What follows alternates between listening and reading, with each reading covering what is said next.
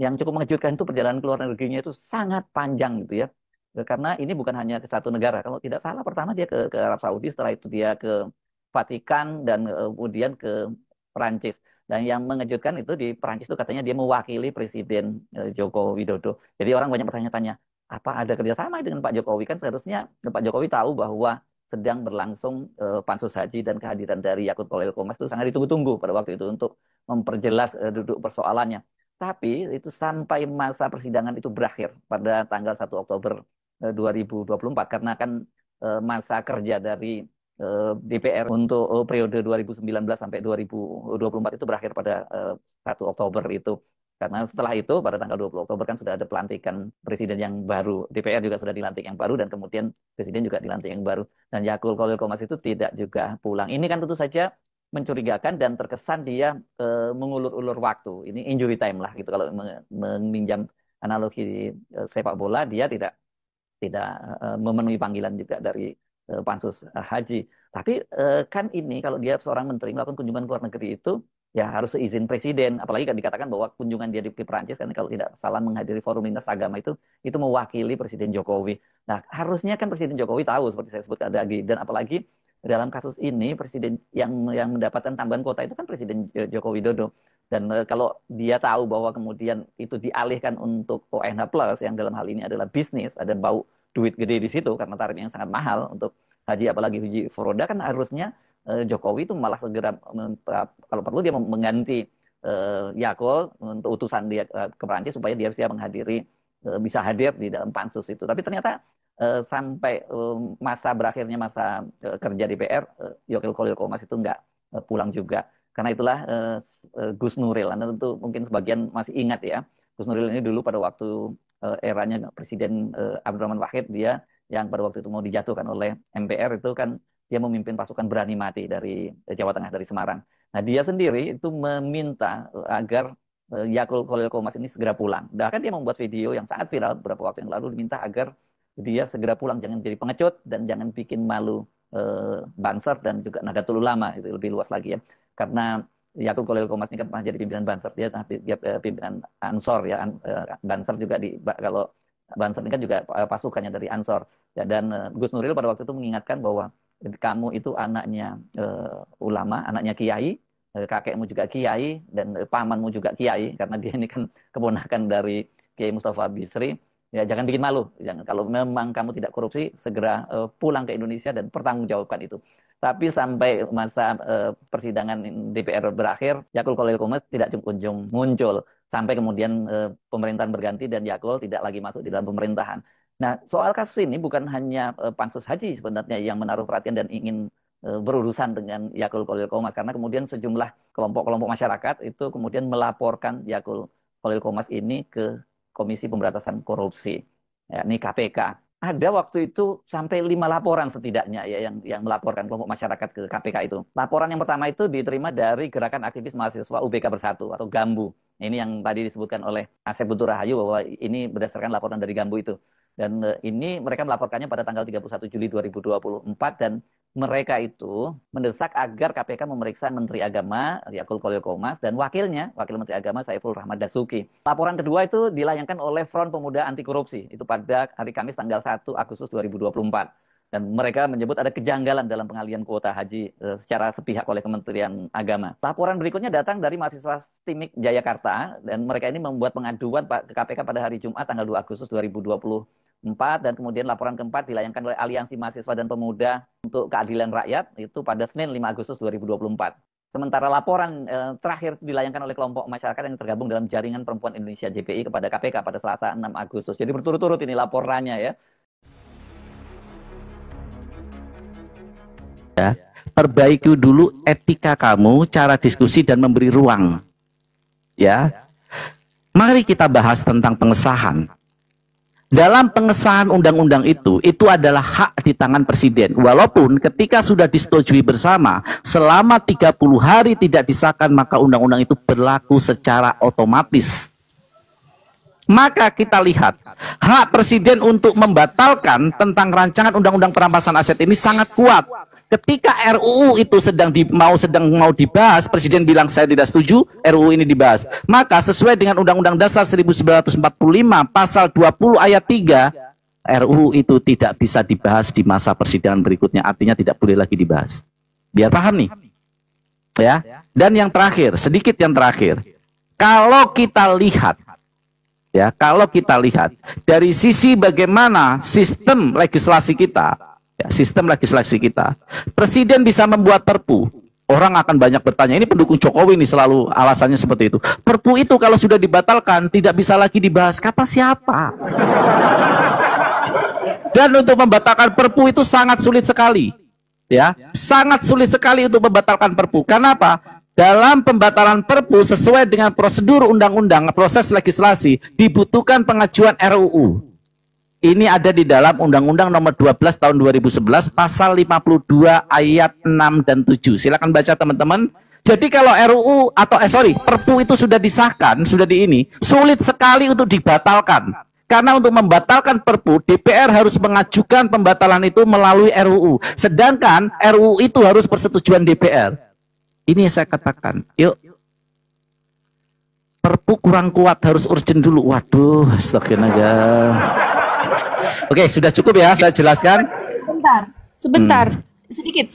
Kalau Dimas kalau Anda mengatakan perpu kurang kuat harus urgent dulu, artinya Dimas, Anda menganggap bahwa kasus korupsi kita, mega korupsi kita yang luar biasa ini belum urgent ya?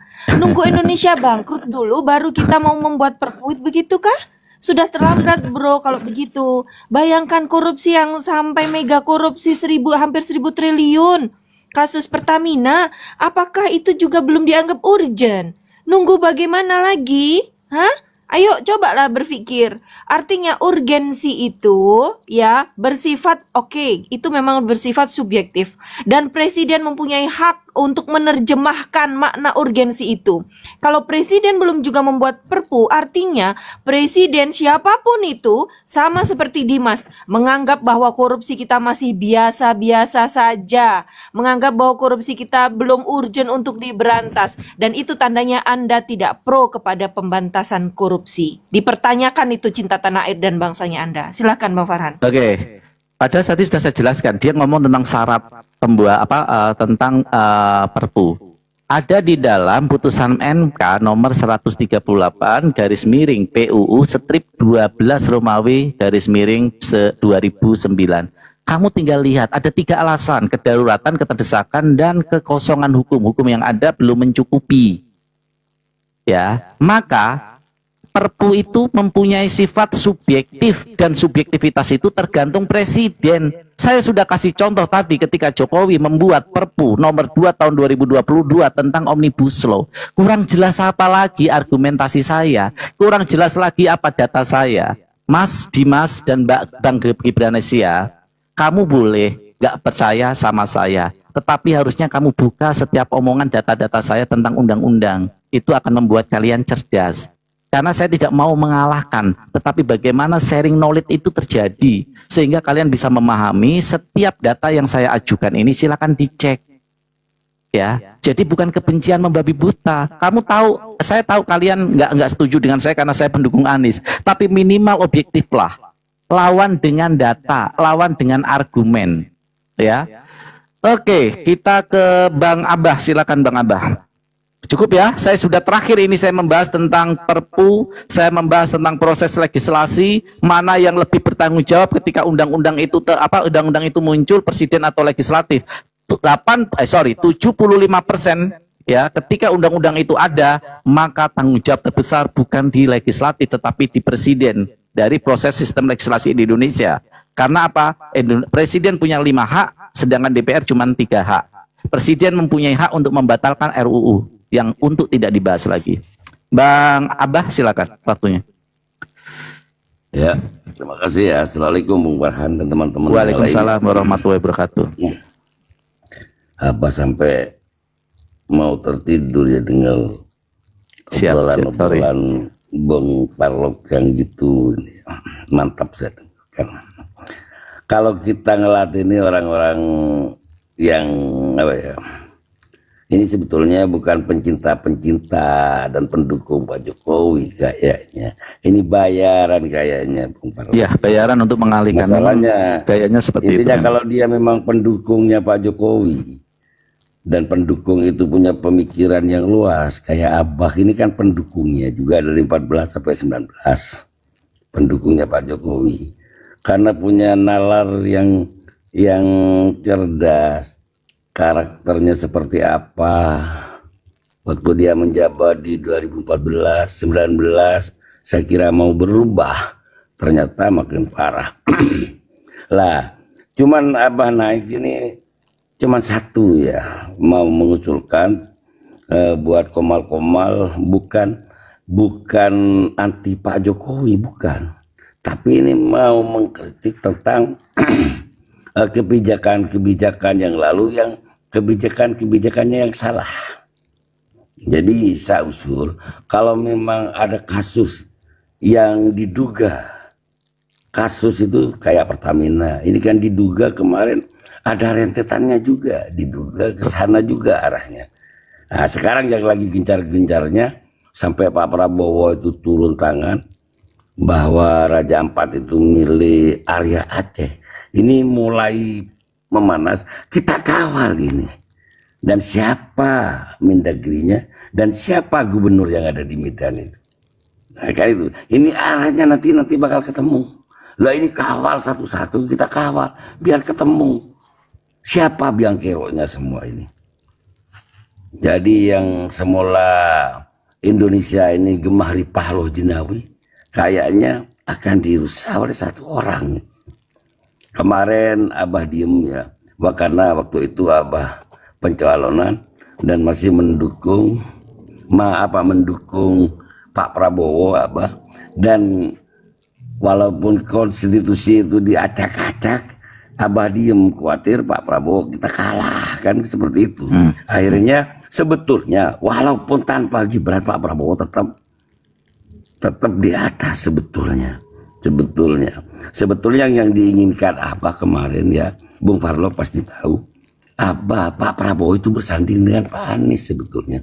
Cuman mungkin karena ada politik apa ya, ini akhirnya terjadi dengan PKB Pak Muhaimin.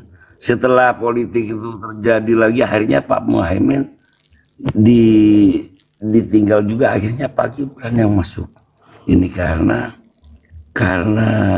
bisikan-bisikan yang bisa menjanjikan mungkin di dalam koalisi KIP. Lah sekarang mari kita semua, jangan ada 01, jangan ada 02, jangan ada 03. Siapa biangnya yang merusak sebelum Pak Prabowo ini dan meletus di era Pak Prabowo ini, pelaku-pelaku koruptor ini, kita kawal bersama. Siapapun dia, mari kita kawal. Saya tidak mau menunjuk satu orang. Kawal.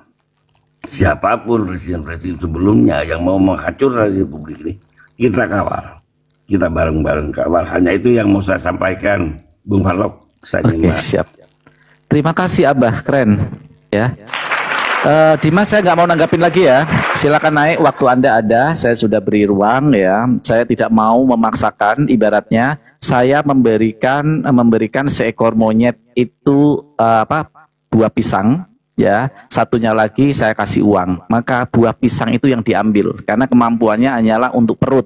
Sedangkan kalau monyet itu berpikir, maka uang itu yang diambil, dia bisa beli dapat pisang yang lebih banyak. Jadi analogi saya adalah, saya sudah memberikan antara pilihan pisang sama uang, tapi kamu lebih suka pisang. Nggak apa-apa ya, karena ini analogi. Saya tidak mengatakan kamu monyet, tapi ini analogi. Jadi silakan, pilihan itu adalah yang kamu pegang ya. Silakan Dimas. Oke Bunda, silakan waktunya Bun. Iya, terima kasih Bang Farhan.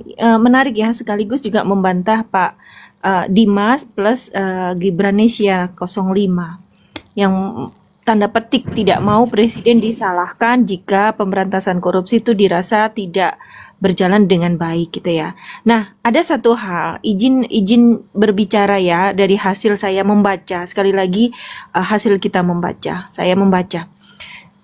ada sebuah penelitian, disertasi tepatnya, yang ditulis ini Bang Yamin ini yang pasti lebih pakar ya, lebih paham. Tapi menarik karena ada seorang dosen dari Fakultas Hukum UI, beliau adalah mantan peneliti tentang hukum di UI juga, Dr. Mustafa Fahri, SH, MH, LLM. Beliau qadarullah sudah meninggal dunia baru bulan Maret kemarin. Innalillahi wa inna ilaihi rajiun ya. Beliau luar biasa, dan di dalam disertasinya yang sudah dinyatakan beliau lulus tahun 2019, promotornya adalah Profesor Jimli Asidiki, dan judul disertasinya adalah Kekuasaan Presiden dalam Pemberantasan Korupsi di Indonesia. Dalam disertasi tersebut, beliau membandingkan